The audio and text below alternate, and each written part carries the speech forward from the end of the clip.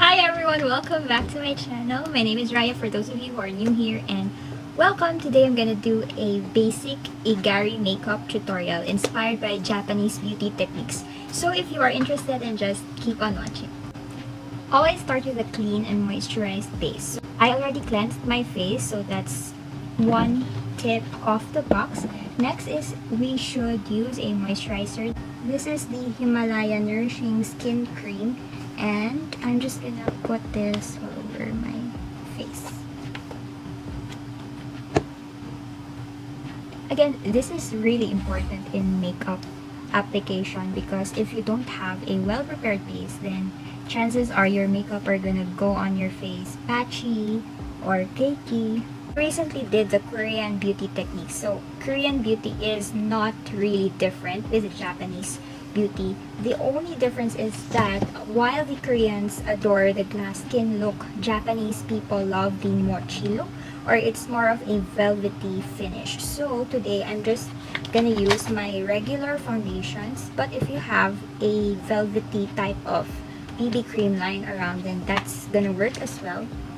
I'm actually gonna mix two foundations. This one is from Fenty. It's their long wearing foundation, and then the ageless elixir foundation. So I'm just gonna mix the two. This one has a more hydrating finish, and this one is more matte. So by mixing them together, we attain that velvety base that Japanese love to sport.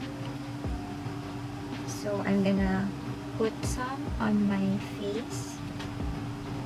I'm actually gonna spread it like so. You can also use a paddle brush for spreading it, and then use a sponge to blend it out. You don't need to have a lot of pressure while using the sponge. Just lightly tap on your face. And then you're gonna have to use a cream-based concealer. I don't have that, but my friend has this cream mineral enriched foundation from Nichido, so this is the one that I'm gonna use. And then you're gonna want to have to use a brush. So this is for the concealer part. They usually conceal the parts where it's really baggy, so around here, and they don't really use the Westerners technique of highlighting or using 2 to 3 shades lighter. If you have a more visible eye bag, the part where there is a dark indentation here that really emphasizes your tired look, vampire look, that's where you need to focus the most of the concealer. But since I have good genes in that department, I'm just gonna conceal a little bit here on the puffy area of my eye bag. Then next is powder. They actually use powder, unlike the Korean makeup tutorial that I have introduced before. Not use the powder just because I want that glowy base to peek through. This time I'm using this powder from CoverGirl. It's a True Blend Minerals powder. This one is not a very good powder if you want to have a mattified base because it has shimmer particles in it. And this is perfect for Japanese IGARI makeup since they want that velvety type of finish. So the shimmer particles in it will still retain that glowy base. For brows, I'm just gonna use a powder, this brown right here. And I feel like they are really the same with the Korean brow. They don't prefer very arched brows, so I'm just gonna draw a more straight like brow.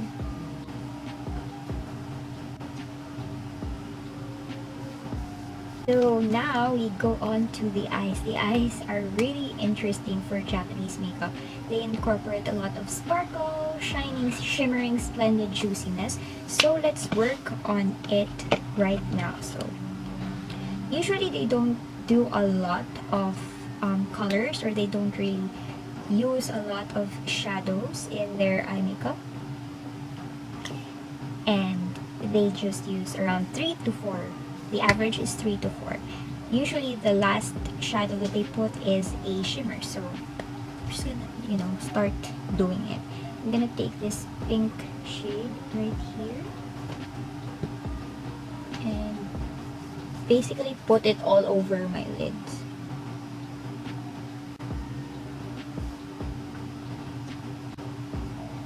Pack on the lid and then blend it towards the crease area. It may seem like the Japanese beauty techniques are really hard to do, especially on the eyes, because it involves a lot of sparkle, but trust me, it's really simple. And then I'm gonna bring that here on the lower lash line. And then to slightly deepen it up, I'm gonna use this shade called Rendezvous. It's a very dark maroon shade. And I'm just gonna press that all over the lid. Then here comes the fun part, the shimmer. Use any shimmer that you have. I have this transformer formula here called Zone. Pick that up and put it on the center part. That's so pretty.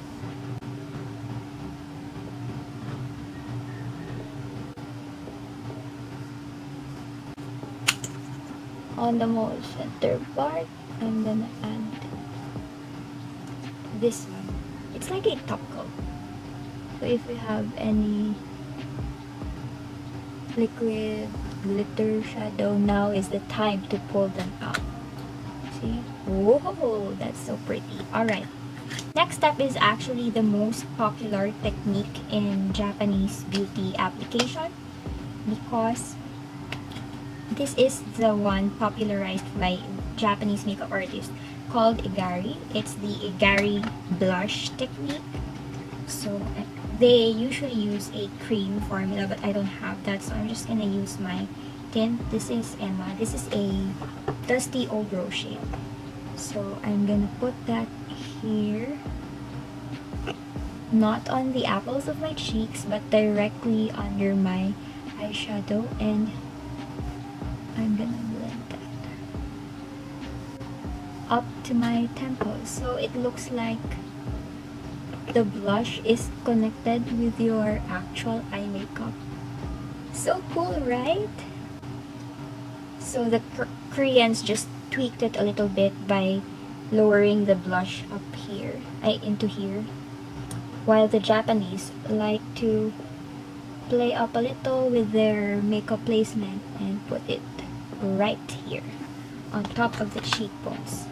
That flush is actually not enough. I'm gonna set it with this powder blush from Nice Cosmetics.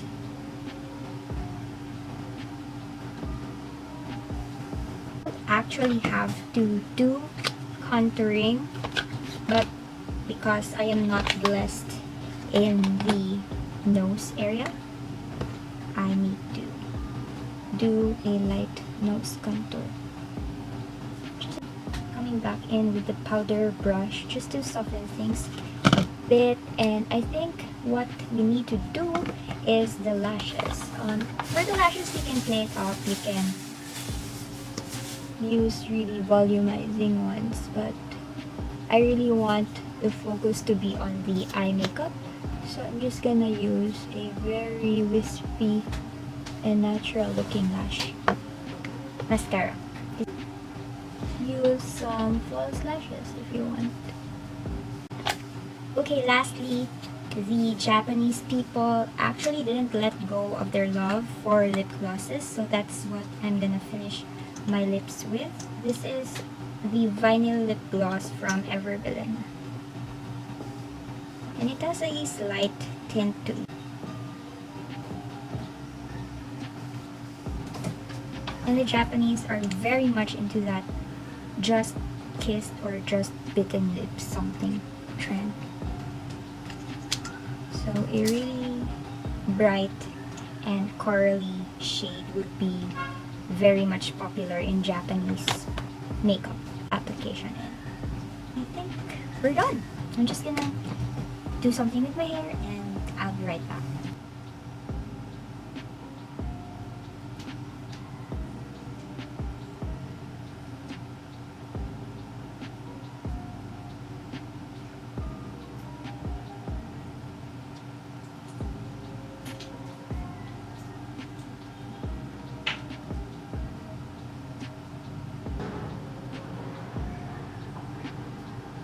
So this is the final look, you guys. Do you like it? I really do. It gives a very innocent, youthful look.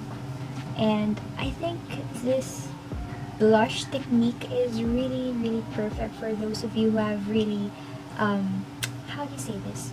Bitchy faces. It will make your overall look very sweet and innocent and kind. So I think this really works for those of you who have really, strict features and stuff. So I really like it, and I think I will do my makeup like this for quite some time.